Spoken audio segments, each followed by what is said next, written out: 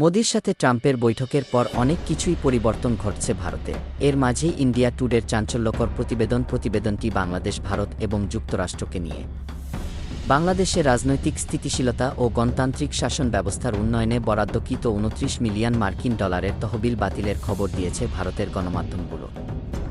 শুধু বাংলাদেশই নয়, বিশ্বের বেশ কয়েকটি দেশের জন্য নির্ধারিত বড় ধরনের সহায়তা অর্থায়ন বাতিল করে দিয়েছে ট্রাম্প প্রশাসন।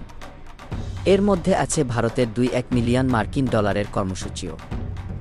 ভারতের গণমাধ্যম সহ আন্তর্জাতিক গণমাধ্যম বলছে, এই সিদ্ধান্ত নিয়েছে যুক্তরাষ্ট্রের নতুন দপ্তর, ডিপার্টমেন্ট অফ গভর্নমেন্ট এফিসিয়েন্সি।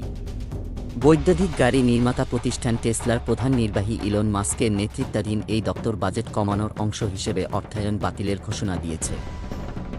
আন্তর্জাতিক সহায়তা খাতে ব্যাপক কাটছাঁট করছে প্রেসিডেন্ট ডোনাল্ড ট্রাম্পের নেতৃত্বাধীন নতুন প্রশাসন। এর অংশ হিসেবে ভারত ও বাংলাদেশের জন্য বরাদ্দ তহবিল বাতিল করা হয়েছে। বাংলাদেশ ও ভারত ছাড়াও এই অর্থায়ন বাতিলের প্রভাব পড়বে আরও কয়েকটি দেশে।